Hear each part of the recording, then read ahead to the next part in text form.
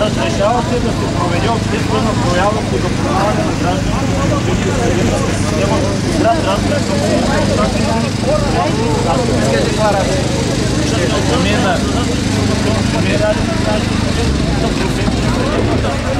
забранява се извършване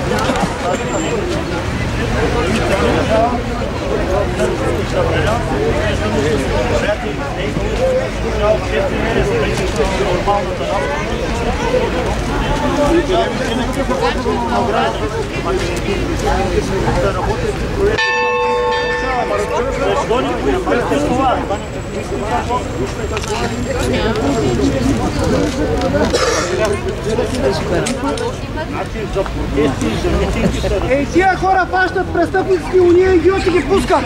Тъй, че няма какво да говорим по въпроса. Защото тия хора си вършат работата, а пък уния ги пускат. Запознаване на гражданите. Това държавата не е на това положение. И мегафон. Значи, то има озвучаване и трябва да познавате нормативната уредба. Нормативната уредба е наредба номер 1 на обществения ред. В Закона за митингите и събрания и наредба номер